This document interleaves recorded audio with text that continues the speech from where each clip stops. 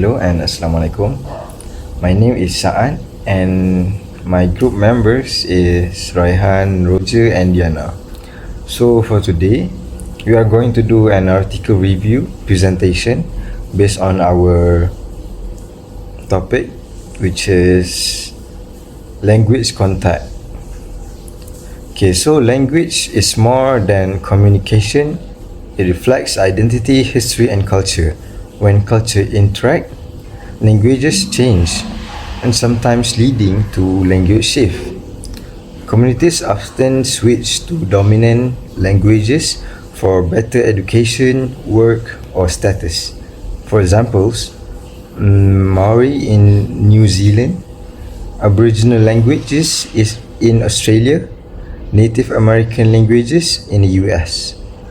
Yet, some communities preserve or revive their native languages, like the revival of Hebrew. So languages connect who we are and where we come from. When different cultures meet, one language often becomes more dominant, causing others to fade over generations. However, revival efforts such as Hebrew's transformation into a national language show that linguistic loss isn't inevitable. Next, based on our first article, Shelley 2024, the title is The Influence of Language Contact on Creole Formation. It is published in European Journal of Linguistics 2024. It is published by European Journal of Linguistics 2024. It is focused on how pidgins evolve into full Creole languages through extended language contact. So the goal is challenge the misconception that Creoles are broken languages. Shelley's article explores on how contact between different languages leads to new, fully functional Creole system. It's an important reminder that Creoles are not simplified languages. They are complex and culturally rich products of historical blending. So this Creole formation, based on theories, language bioprogram hypothesis, children naturally expand pidgins into full language. The substrate theory, load or subordinate languages influence grammar and pronunciation. Superstrate theory, colonial or dominant languages contribute vocabulary. For examples, Haitian Creole, Nigerian Pidgin, Creole, Seychelles Creole, Papiamento, and Cape Verdean Creole. These three theories, substrate theory, superstrate theory, and language bioprogram hypothesis, explains how Creoles form.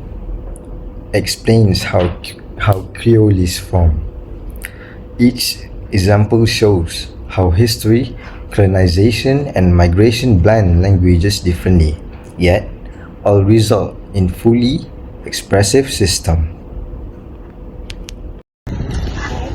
For my part, I will be focusing on Chopin's study from 2025, which discusses the ethical framework in artificial intelligence. Chopin introduces 5 key principles that should guide the use of AI. Okay, the first one is cultural sensitivity, informed consent, community governance, data sovereignty, and risk management. However, she also highlights a major problem. Only about 0.2% of AI research actually supports minority languages. This shows how limited technological attention is when it comes to preserving linguistic diversity. Okay, because of that, Chompa emphasizes the need for collaboration between technologies and native communities. She warns that technology must serve communities ethically, and without proper consent or cultural understanding, AI could end up misrepresenting presenting traditions instead of protecting them. Next, moving on to the discussion. When comparing both studies, Shelley from 2024 and Shompa from 2025, Shelley explains how languages evolve through contact and adaptation, while Shompa focuses on how technology can preserve languages from extinction. Despite their different approaches, both studies share the same foundation. They emphasize active intervention and view languages as living, changing systems. Both also connect language to identify and cultural survival. When we look at these two studies, they highlight the complete cycle of language from birth to evolution and finally preservation.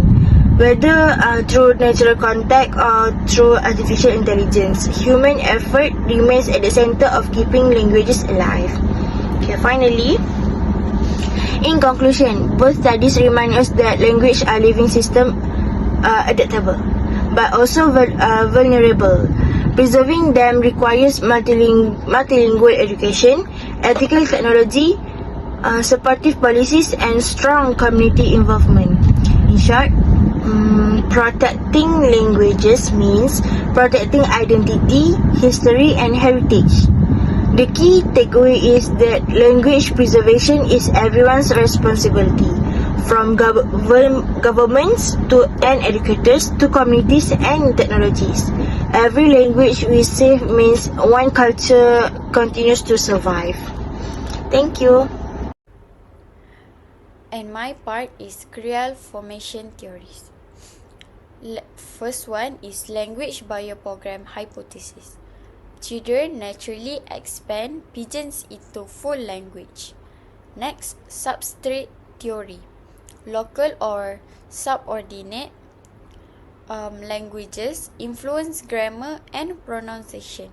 Next is super substrate theory. Colonial or dominant languages contribute in vocabulary. And the examples such as Haitian Creole, Nigerian Pidgins, Creole, Seychelles Creole, Papiamento, and Cape Verdean Creole. And these three theories explain how creoles are formed. And each example shows how history, colonization, and migration blend languages differently. Yet, all result in full expressive system. The next one is Methodology and Findings by Shelley 2024. Method: desktop research comparing global creoles using literature and case studies. Findings: Creole are complex, adaptable, and socially significant. Earlier study, Creole lack of cross-regional comparison. And last one, modern factors like globalization continue to shape creoles. And the examples such as like Haitian Creole is education and identity. Seychelles Creole is standardized. And the last one, which is Nigerian Pidgins, is spreading in cities. And Shelley's comparative methods reveal patterns across regions and eras. The studies also emphasize that creoles reflect resilience. Their continued use in education and daily life prove our living and evolving system. And that's all from me. Hi, Assalamualaikum. My name is Roger Daniel, and my part is Article 1 Conclusion. Creoles needs recognition as legitimate, complex languages. And second point is policy suggestions. Third point is include Creoles in bilingual education. Fourth point is support documentation and digital preservation. Fifth point is increase public awareness of their cultural value.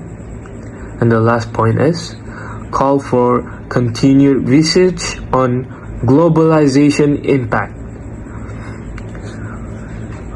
The story Shelley ends by stressing that preserving Creoles isn't just linguistic, it's cultural.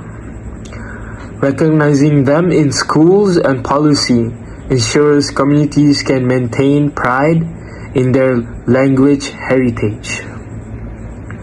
And moving to the next part, which is Article 2, Overview. SHOPA 2025. Title: Language Death in Digital Age. Can Save AI Endangered Tongues. Published in International Journal of Ethical AI Application 2025. Focus: using artificial intelligence, which is known as AI, preserve endangered language. The statistic shows that around 3,000 of 7,000 global languages are endangered. SHOPA's study shifts the focus to the modern digital era by exploring how AI tools document and even revitalize endangered languages that are disappearing rapidly in the big 2025. Thank you.